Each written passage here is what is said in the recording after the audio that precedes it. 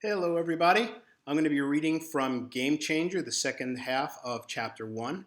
Very excited. At this reading, the book is less than a week to publication. Very excited about it. I'm going to pick up, probably about a paragraph before where I ended up last time, just to sort of give you the flow of where it was. The main character, Ash, has just done a tackle on the football field, but it was different from any other hit that he's had before. You know how sometimes when you're startled by a loud sound, your brain misfires so you see a phantom flash along with the sound? Well, this was like a sudden surge of phantom cold. Not a blast of air or a feverish chill. It was more like my blood had been replaced by ice water, but only for an instant. Then the feeling was gone and I was on the ground and I had tackled the wildebeest weasel, ball still in hand, and the crowd was cheering. I didn't even remember the time between hitting the lineman and getting to the quarterback. It was like I teleported there. 12-yard loss for the wildebeests. The weasel was whining that there should have been a flag on the play, but of course there was none because there was no infraction. Nothing unusual about the play, except for the cold that I could no longer feel, but that had been very real. What the hell was that? High fives, butt slaps, knuckle punches, and back to the line. Only now I had something like a headache. Not really a headache, but something like one. It felt like an electrical hum that you feel instead of hear. Walk it off, right? I did, and I didn't think about it for the rest of the game. We won 24-14, and in our post-game high, the memory of that ice bolt was almost lost. It wasn't until much later that I remembered it. After the game, a bunch of us went out for burgers at the Tippetsville Town Center, one of those pretentious anti-malls with misplaced ease that's all about Friday and Saturday nights. Movie theaters, bowling, and restaurants, as well as a fast food court for those who just wanted to scarf down something quick and cheap. As the best football team in a town that mainlines the sport, the Tsunamis basically owned the food court on Friday nights. Leighton had his girlfriend Katie with him, his arms slung around her shoulders like a slab of beef weighing her down. When you think of a quarterback and his popular girlfriend, these are the two you picture. Leighton was an all-American, white-bread kid who probably dreamed of being Captain America. Katie was a cheerleader who had a lot more going for her than that, but that Leighton didn't notice. He had trouble seeing past her pom-poms. You know how some people see a stereotype and just become it? The path is there, it's wide, and it's well-trod. It's easier to follow that path than to defy it. Some people follow that path all the way into the box that's waiting for them at the end, where the sermon is rote and the flowers are plastic. And so it is and ever shall be, the quarterback and the cheerleader in every school, in every town, now and forever. Amen. I don't think Katie was really a cheerleader by choice. In the spring, she played tennis, and clearly her heart was in that. But her mother had been a cheerleader, and her sister had been, and she had been encouraged in it since she was little. Like I said, we eat from the plate our parents set before us. I must confess here that Katie and I had a history, although not the kind you're thinking. We buried a body together, but I'll get to that later. Norris, an offensive lineman, and offensive has multiple meanings here, was also with us. He was there on his own because his on-again, off-again relationship with his girlfriend was currently in the off position and seemed likely to stay that way. Norris seemed to like the idea of a relationship rather than the actual thing. Or maybe they kept breaking up because of Norris's chronic douchiness and comments that rarely appeared to have a brain tethered to the other end.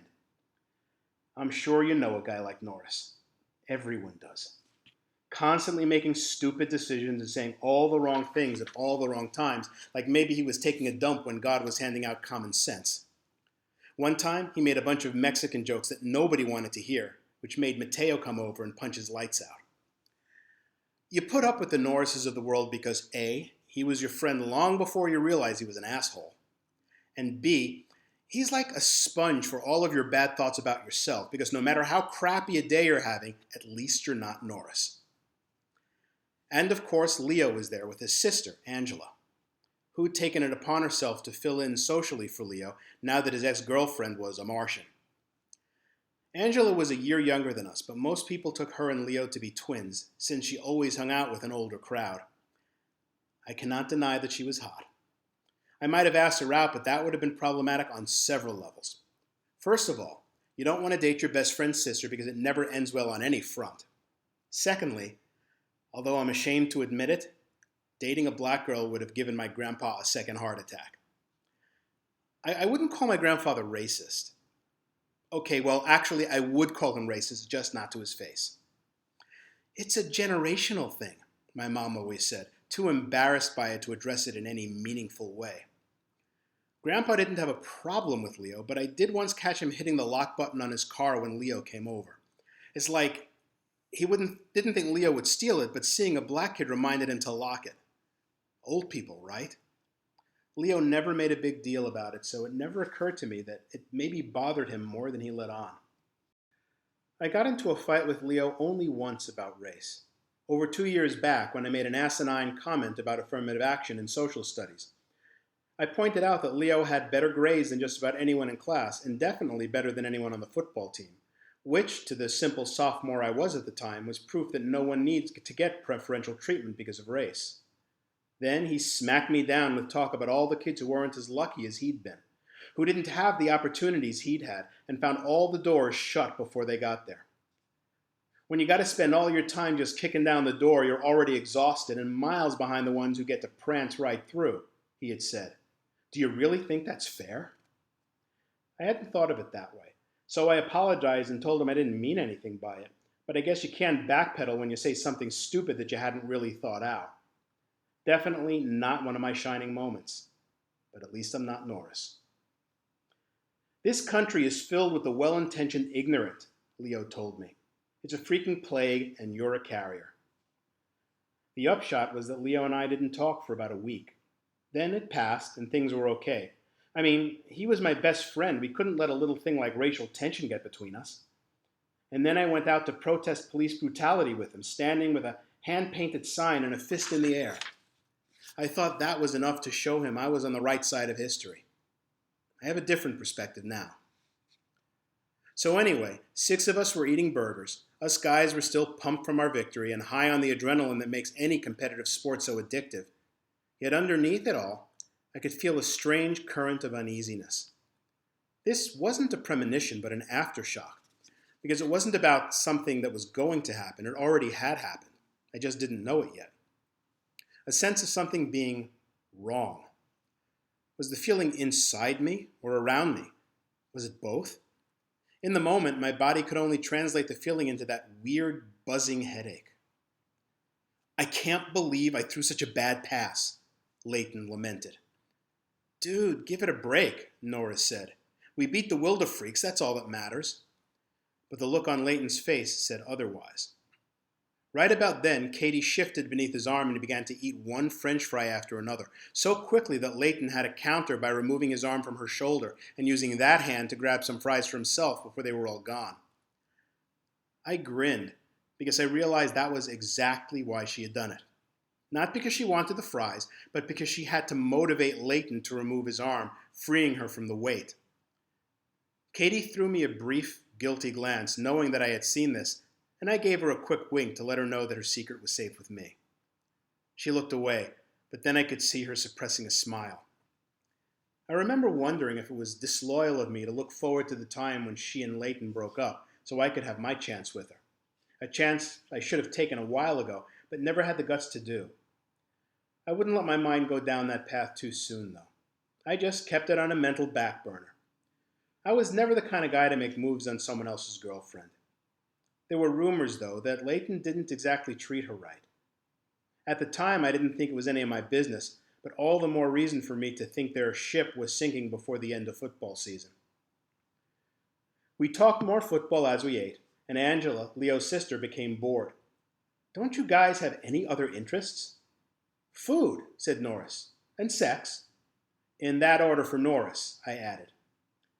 If you didn't want to hear football talk, Leo said, why'd you come?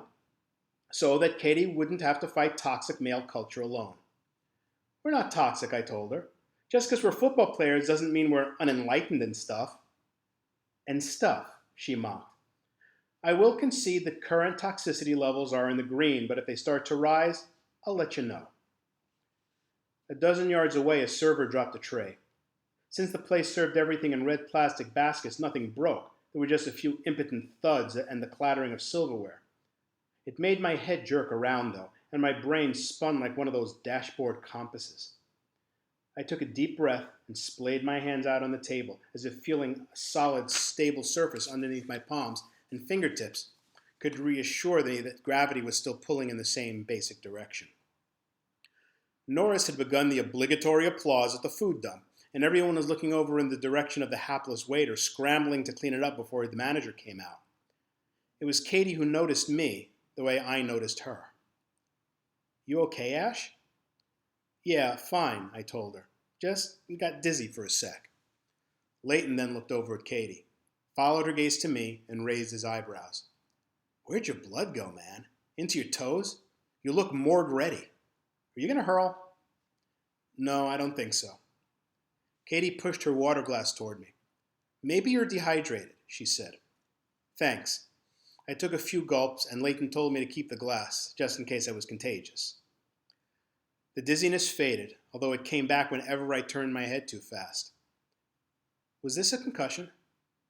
I had concussions before, minor ones, but this was different. You know how when people get transplants, the body will reject the organ, and they have to take meds to stop it?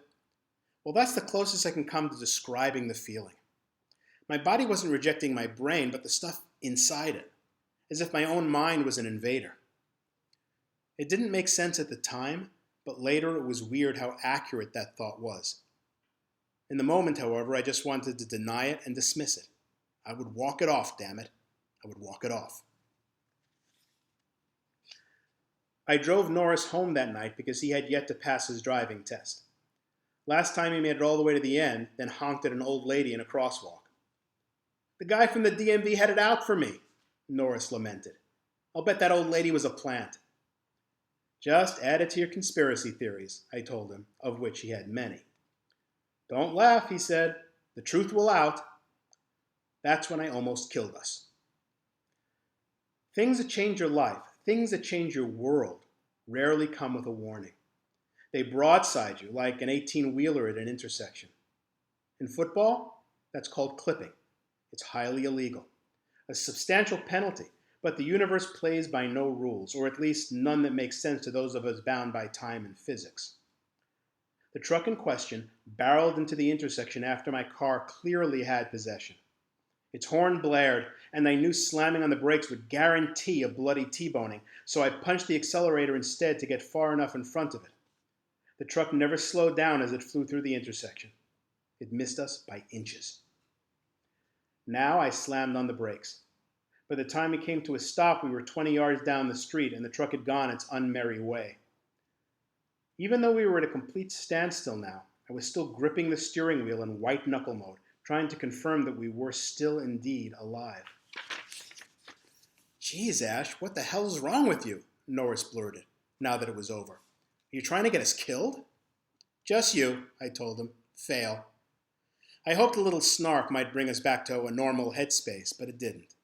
And then Norris said, "You totally ran that stop sign." "No, I didn't. There wasn't one." But when I looked behind us, I saw the backside of a familiar octagonal sign. I thought back to driving class. Our instructor told us that most accidents are human error. Today, I was the human error. I looked around to see who else had witnessed my profoundly bad driving. The only person on the street was a skinny guy on a skateboard. He rolled past, oblivious to the near miss. Turns out, that skater was not oblivious at all. But I didn't know that yet. For the time being, he was just a dude on a skateboard. Easy to ignore, easy to forget. For now. I eased onto the accelerator and resumed our trip, driving much more cautiously than before. Yet in spite of how carefully I was driving, I almost missed the next stop sign as well. I leaned on the brakes, not enough to alert Norris to the fact that I almost ran a stop sign again, but enough to make the stuff on the back seat slide forward to the floor. And that's when I noticed it. The thing I hadn't noticed at the previous intersection, because that stop sign was already behind me when I looked. All I had seen was the stainless steel back of it. See, there are some things about driving that become automatic. You don't think about checking in your mirror or glancing over your shoulder when you change lanes. You just do it. It becomes second nature. And it's second nature to brake when you see a stop sign. There are 3 mental triggers to a stop sign. They do that on purpose, I guess, to make sure you don't miss it. First, there's the shape. Then there's the word stop itself. Then there's the color. If any one of those things is missing, you might not consciously notice, but you also might not hit your brakes. "What's up with that?" I asked Norris, pointing out the sign. "What's up with what?" he said, completely oblivious. I pointed to the stop sign again. "It's blue." Then he looked at me like he was waiting for the punchline of a joke. Finally, he said, "Your point?" So I spelled it out to him as if to a moron. I almost didn't see the stop sign because it's blue. Who ever heard of a blue stop sign? Again, there was that punchline look from him. "What are you talking about?" he said. "Stop signs are always blue." And I'll stop there. I hope you get a chance to read Game Changer, and I hope you enjoy it.